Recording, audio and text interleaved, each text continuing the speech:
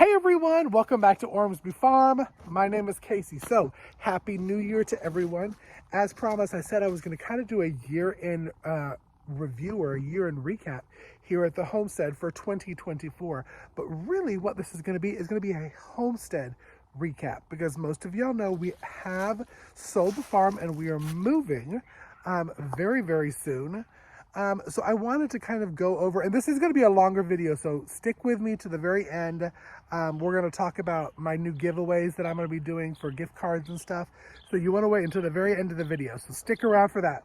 But this is going to be a longer one because I'm going to look back and I'm going to show some of the older videos that probably don't pop up in your feed as much of raising stuff here on the homestead, how I built this homestead. Because this homestead here is a little over 9 acres, and we are moving to a 1 acre homestead. So that's going to be the journey going forward, is how do I move all of this to 1 acre. But with that being said, let's go ahead and get into the intro. I'm gonna head over to the chickens and we'll talk about all the things that I've learned these past couple of years that I've lived on this homestead. I'm coming home. Now, before we go over to the chickens, one video that I wanted to show is we had so much hope when we moved to this homestead. We had goals and we had plans and we had wonderfulness. That most of the stuff came crashing down. But I wanted to show a little bit of the footage of when we first saw the homestead. So we came for about a week, me, Mom, Brother Chris, and Sis Tara, all came out and we checked out the land, and we actually stayed in some of the empty rooms, and I was in the camper for most of that time. So it was a great kind of a learning experience of being off-grid, because there wasn't anything hooked up yet besides what we had in the propane tank for the camper. So let's look back, got a little highlight of those videos. Hey everyone, welcome back to Ormsby Farm. My name is Casey. So today we are moving stuff into the new homestead. We're gonna be taking you along. I look a hot mess, but it's okay. We're taking you along on a 3-part video series. You've asked and Santa's giving it to you. Brother Chris is here, Sis Tara is here, I'm here, and Mom here. All 4 of us will be here, so come along and join us on this 3-part series.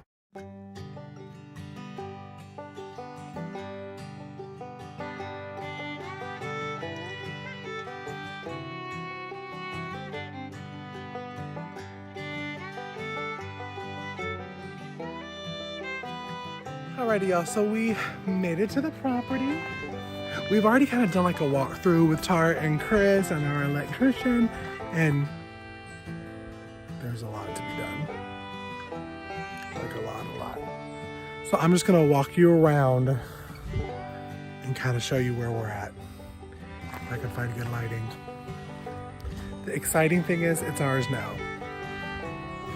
Another exciting thing is everything is rigged.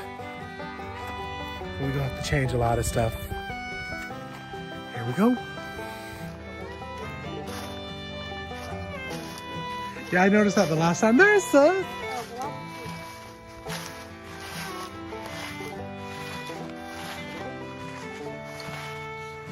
There it is, y'all.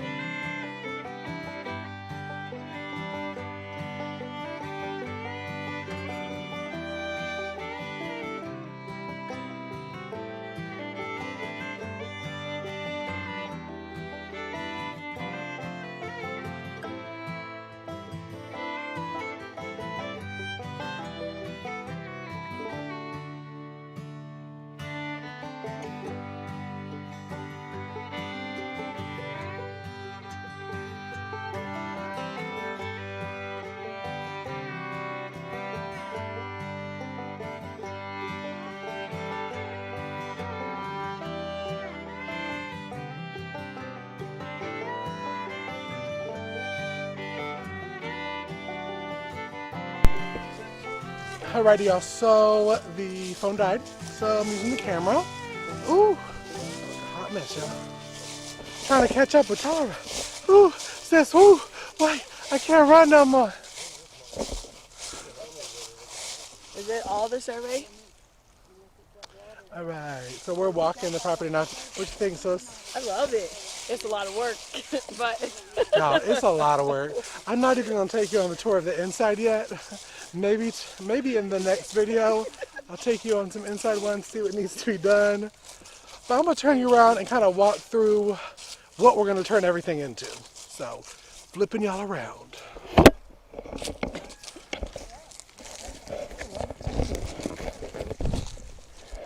I'm thinking that probably an herb bed or something, because it's a raised bed. Y'all leave a comment in the comment section if you have an idea of what we should do for this. Let me show you. Tara next would show you how large it is. Pretty big. And this is the pretty tree, and she had more raised beds here. So this is the front of the property, y'all, with some pretty trees. And we're walking through one gated area that's lined on, as you can see, this one gated area is lined with rose bushes. I don't know if it's showing up on the camera or not, but all rose bushes. And then walking through, of course, a lot of it needs to be cleared. We have a landscaper coming out tomorrow to give us some quotes, and we'll be doing a lot ourselves. So here we go walking. All right, so we're gonna start up here with everyone at the chicken coop. Now this is the layer chicken coop. And while we're going over the homestead in review, I wanted to sit out here and think, who would have thunk it? This soon into it, I would have this many chickens and turkeys. And looking back, it's very funny because I met someone at the farmer's market who turned out to be one of my very dear friends, Brandy, over at Mix and the Stick Farm, is the one who hatched out my first batch of chickens. Now, I believe I got 11 from her, 11 or 12. No, yes, I got 12. One baby chick died, and so I had 11. And out of those 11, only 4 turned out to be girls. So we had to get rid of a lot of boys. And around that time is when another friend that we knew, an acquaintance of both of us, called and said, hey, I have 3 Easter egger hens, or what I believe to be Easter egger hens. Do you want them? I said, yes, absolutely, yes. So we went and picked them up. Turned out only 2 of them were boys. Only 1 was a girl. So after everything, we kept one of the roosters, gave one of the roosters away. The other roosters were sold. I ended up having 5 layer hens and Andy, my rooster. And we also got, I believe it was 7 turkeys from her as well. Turned out only 1 was a girl and 6 were boys. So I had to sell off 4 of them, and I kept what was Big Daddy and Princess. Most of y'all know Big Daddy was not the friendliest, so he had to go. So after we hatched out more babies, that's how we got Thomas and 2 more girls, Duchess and Lady. So, sorry, the turkeys, they're wild. They're young and wild. But let's go ahead and look back at some of the old videos that I had from raising the chicks from chicks. And this is not going to be the Cornish cross. We'll get into that when we go over the American Bresse. But this is some of the older videos of raising my egg layers from chicks until where they are now. Alrighty, y'all. Hey, y'all. Welcome back to Ormsley Farm. It's Casey. So, picking up the chicks. But first, we are needing to set up their brooder. I would have gone live tonight, hopefully, to show the baby chicks. If I didn't, I will leave the brooder and all that we get in the description box below. So let's go ahead and put this together and go pick up the chicks.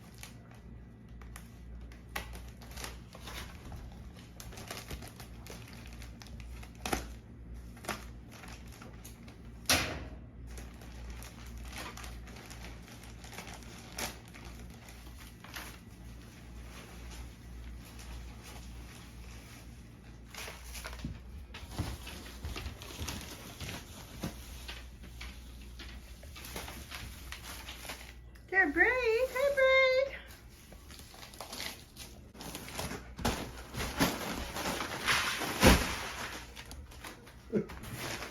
I don't really know what I'm doing. You're doing fine. But don't put it all in there because we'll need some for replacement. We got 2 more bags in there. Yeah, but if we can use some of that, it'd be nice. I see what, half a bag in? Well, we may have to use whole bags, I guess, as long as we have other bags. Okay, yeah. You want a broom? You want the broom to kind of swish it around? So I see why Monica said to use the tarp, because this shit messy. Smells good, though. It does. Get Braid again.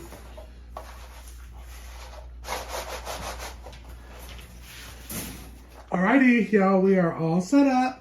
The water and feeder we got off of Amazon. Again, I'll leave those links in the description box. And that is the heat plate.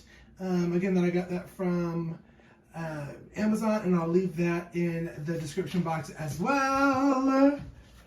But now, let's go on and get the chicks. Alrighty, y'all, let's go.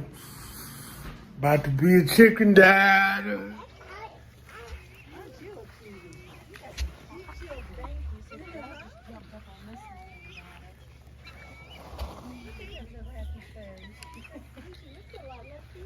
They love to be outside. You want to get out? Mother's Day. It would have been crazy. Honey, I kept Tiana, Dragos. They own the jewel. I'm sorry, baby. They own the jewel house in Florida. What time do your kids go to bed so you have a break? Not until about 7, 8 o'clock. Oh, well, that's not bad. Yeah, that's not too bad. Thank you very much. Huh? You make sure he wants that one, baby. 6, 7, 8, 9. Okay, leave 12. them That's alone. 12, That's right? 12 right Leave there. them alone. That's all they want. So they all got through the chain and went outside the cage, but they're back in now, and they're hungry. So they're all eating and drinking a little water. They're hungry, very hungry. And that's right, you saw it right. We raised them in the mudroom, the laundry room that I had, which we did that before we decided to get smart and put them out in the shed. But it was a great experience. It was so funny. Let me see if Coco's out here. There she is, the little one right there. Coco, when she was younger, was so small. She used to get out of all of the holes, so we had to patch up. It was so bootleggery. that we were trying to make sure that she didn't get out, because one morning we get out and she's just sitting on the top of the brooder, just a chilling.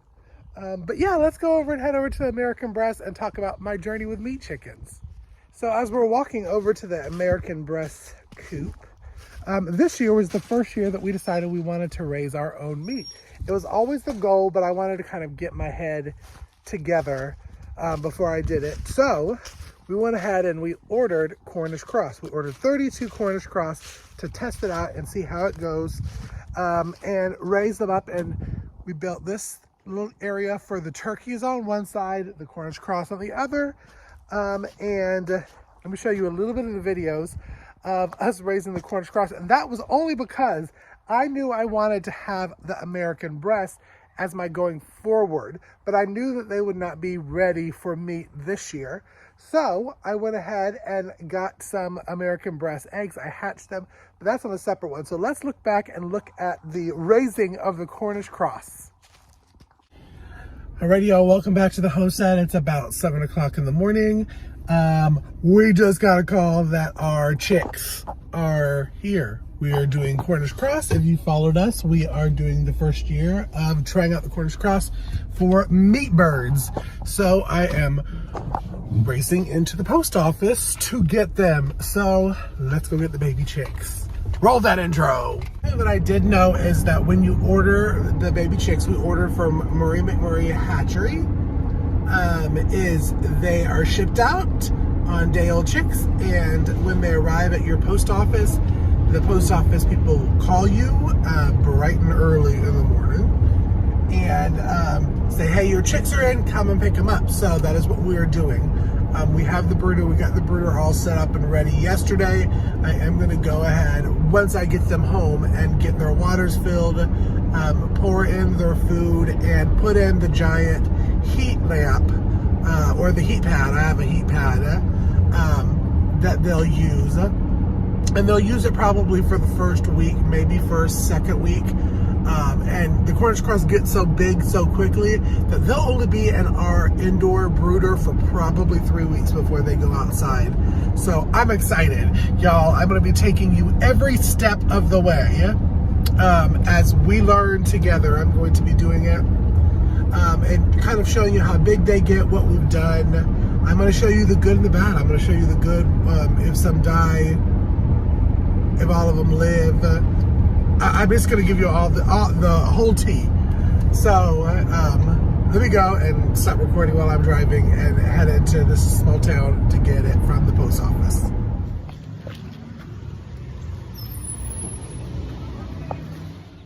Can you hear him? We're gonna open it up once we get back to the homestead. Yay! And I will blur my address out.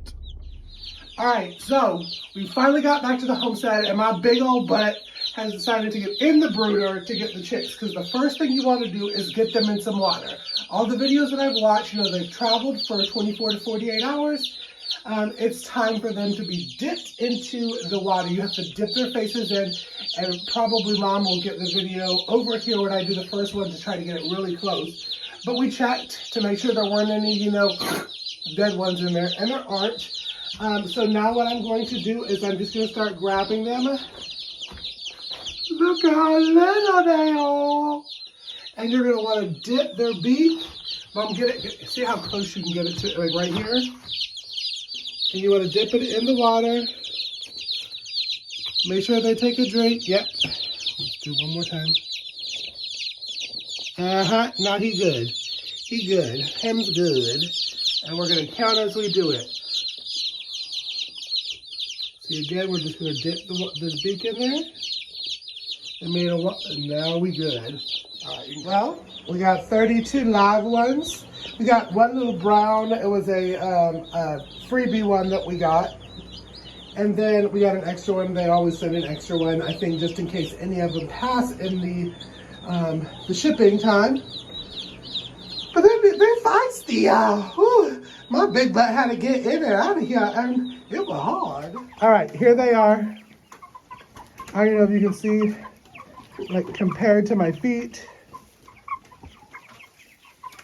Now, they are decent-sized chickens. I'll say they are probably the size of a majority of my laying hens.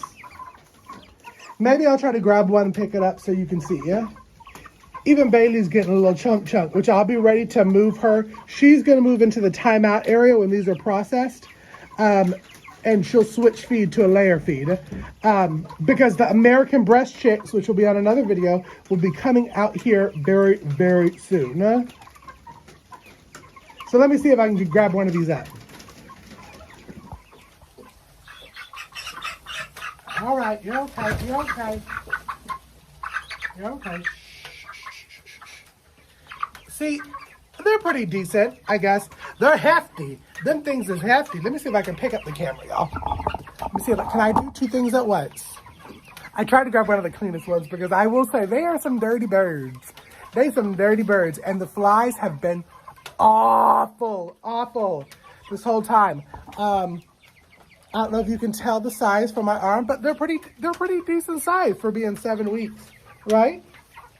I didn't try to sex any of them because I do know that the boys do get bigger. I did think that I saw, okay, you can get down. Now I'll tell you, this Cornish cross were wild feeding them. I'll never say never, and I won't say that I would never do Cornish cross again because it was quick and fast, and we got a good amount of meat. We ended up selling out of what we had for the meat within like 2 days. So I didn't do much videos on that because we just sold out so fast. But I'm in the American breast coop now. And when I tell you, they are so much different from the Cornish cross. They're milder, they're tame. They don't swarm your feet right when you walk in. And we named him Michael and the Jacksons because ABC, I'm not gonna sing for you, but y'all get it. And these will be our baby mama and baby daddies going forward.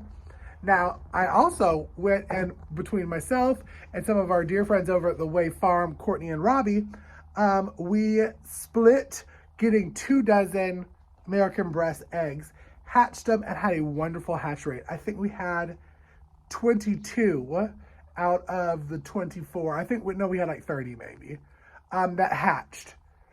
And when we split it, we ended up having 6 girls and 4 boys, even, which I think was it was really good because I had always had boys. Everything was boys I was raising. So I ended up selling, we had 7 girls each and 4 boys because I sold a breeding pair, a boy and a girl. And then our friends that bought that breeding pair, I gave them the other 2 roosters too, because I just wanted to, I knew at that point that we were moving and that I didn't really want to have to deal with any of that.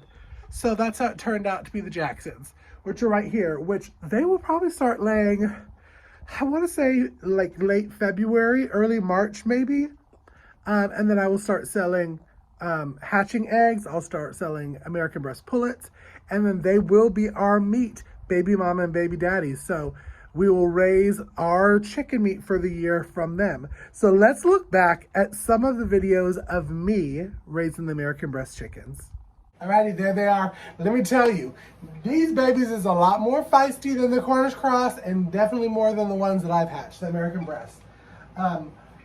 We also, yesterday when we split them up, we sexed them. We got 7 girls each and 4 boys. And I'm going to show you also how we were able to tell. Because the American Bresse is a little bit different from any other chicks when you're sexing them.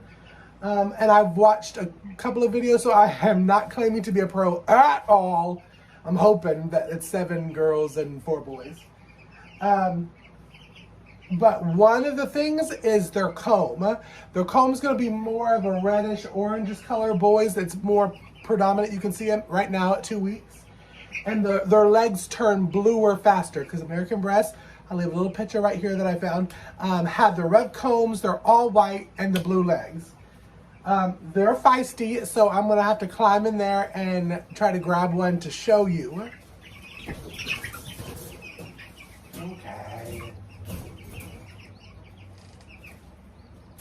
Okay. Here you go. You're okay. I got a boy. Got a boy, y'all. Woo. Okay. I don't know if you can see. See, the comb is pretty pronounced. You're okay, sir. There we go. And the legs are starting to get bluer. You can't really tell that much on the, let me see. You can see. You're okay. Alrighty, shadowy walking away from the American Bresse and going over to one of the biggest things that I've learned being on this homestead, and that was gardening. Now, I've done many videos, and you probably can find them all over my page on the different years of gardening. I've had 2 garden seasons, and they've been absolutely wonderful. It's looking a little shab now. And we're going to be breaking this down because we will be gardening at the new homestead. Probably not the first year. I probably will just be doing a bunch of raised bed gardenings, and we have a ton of things canned. But let's look back at some of the highlights of me gardening here at this farm for the past 2.5 years. And the orchard. We'll talk about the orchard too. We're beat for the day. So now we'll be back for tomorrow. Voila! Day 2. Look at that fancy editing. Ew! Okay, we're rejuvenated. It started off a little cold, but now it's warming up. We're gonna go ahead and get these T-posts in, these fences up, so we can do the fun part, which is planting. So, let's go.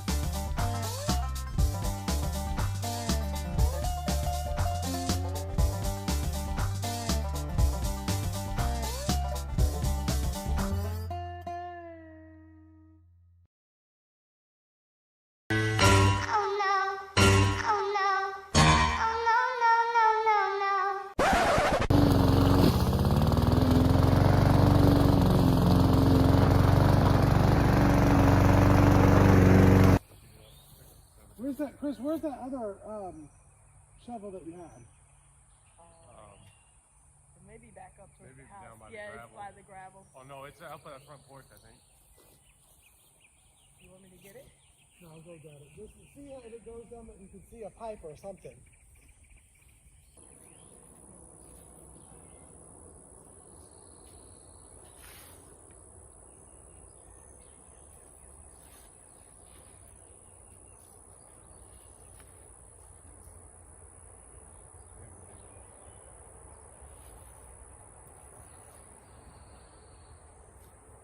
What are you trying to do? You get it right on the side. Well, as I said before, if we ain't messed up, and I'll bleep it out, it's not a day at Ormsby Farm. So we're putting the T-post in and busted the water line. Let me actually turn you around. Tara, show where we hit it. Literally Right here on the edge. right there. So if we'd have gone over literally like an inch, we would have been fine. But we didn't know that was there. So this may be a 3-part video because we are just that good. These are the beef steak ones. They're going crazy as well. Lots and lots of flowers. I need to get all these up because this is like my jungle of slicer tomatoes right now. And I've been hand watering, but next year I think I am going to get a drip irrigation or something of that sort because it's a little complicated. Alrighty, and here, the next one, I'm gonna just peel some of these ugly leaves off, are the Romas. Romas are looking really, really good as well. Not as tall as the other ones. Don't know if that's like a thing, but look at all these.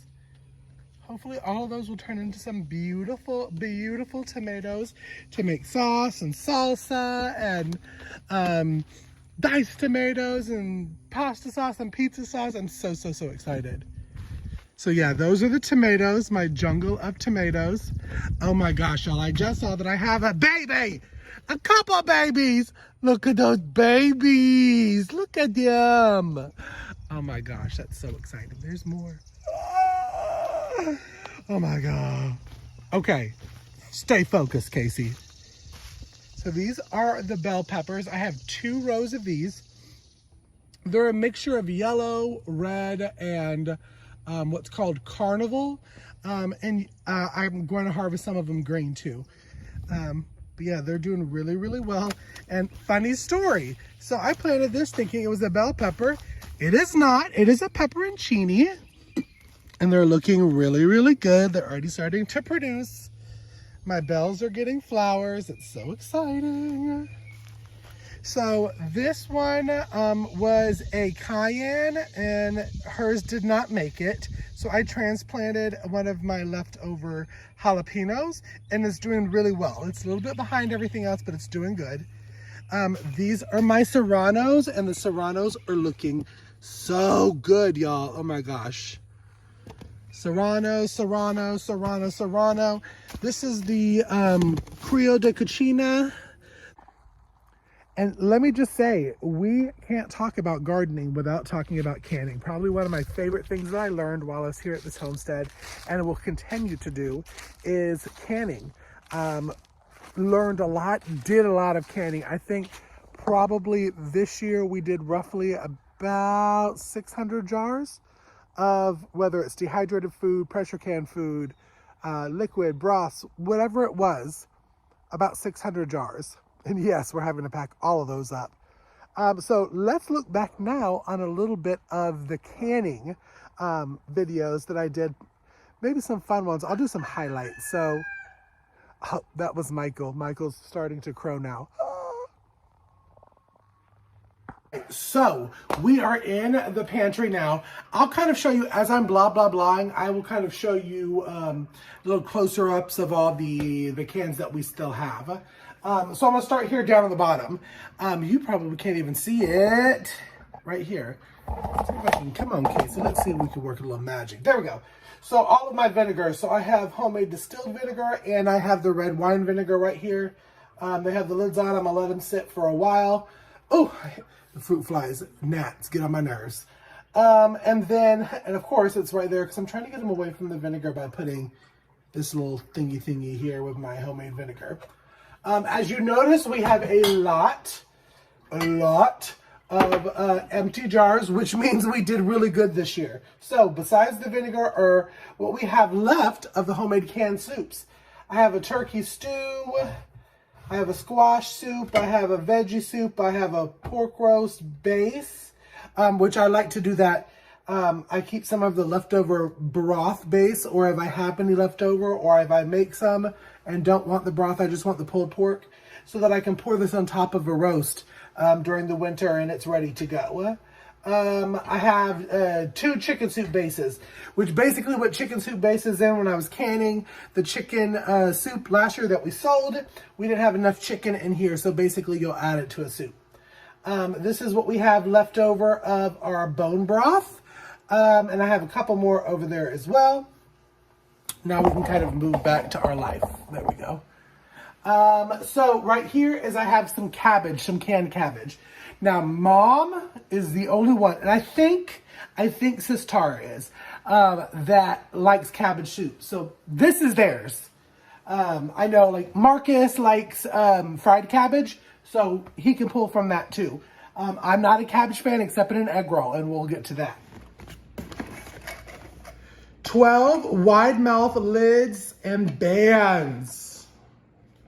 God, let me see. Are y'all able to see this? Is it in here? Yes. Yes. Oh, did I knock the camera? Y'all, I'm on the struggle bus today. So I got 12 wide mouth lids and bands, along with 100 more lids. Because what? We do not reuse lids. I may be somewhat of a rebel canner, but I do not. And I repeat, I do not reuse my lids. Unless I'm doing it as like a meal in a jar, or... One thing while we're outside that we have to talk about is we have to talk about my pumpkin patch, which is all the way down there. I did not do one this year. I only did one year. We had a lot of fun doing it. We had a lot of issues doing it. So now let's look back at some of the highlights and issues from the pumpkin patch that we raised. A path right there. That's going to be interesting. I'm not worried about that because there will be no vendors there. But I mean, it's going, one, it's hot. It's really hot here, so I get that. But oh my gosh, the pumpkins are just like, the leaves are dying. I just don't get it. But one of my friends did say to do Epsom salt and then do that right before rain. Oh, clawing through all this weeds. And yeah, see, some of these plants are just not doing that great. Don't know why, because they've been getting a lot of water and rain. Maybe it's too much. I don't know. Leave it in the comment. But see, some of them are going, where is that one? And why is there a big pumpkin on there? But I mean, you see over there, I mean, we've got to move all of these pumpkins to get them together. Whew. This is gonna be a long day, y'all. Long day. All right, I wanted to kind of take you around and show you the ones that have little pumpkins on them. All of them, would need to follow the vine back to where it is to tell you which variety it is. But, gosh, so these vines are crazy. It's crazy. And of course, let me just say, me moving is not because I don't like this homestead. Because I do. I've loved my time here on the homestead. I've loved having this homestead. And I will still be homesteading going forward. But I also did a video where I talked very candidly, and I'll leave that in an index card up here, about what you need to look for before you move out to the country. And one thing that we just learned is that this town has nothing. It has nothing. It's no prospects for jobs. It has awful grocery stores and all that kind of stuff. And we just missed a little bit of it. We come from being city people. And listen, I don't want to go back to the complete hustle and bustle, but I like a little hustle and bustle, if you know what I mean. to be able to go and have an appetizer and go and do something with friends if you want to. So, with that being said, thank you for sticking through this entire video. I know it's been a long one. I have decided I am going to start doing Monday Night Lives, and I'm going to be giving away gift cards. And I'm so excited to be doing that. I'm so excited to get back to doing the lives.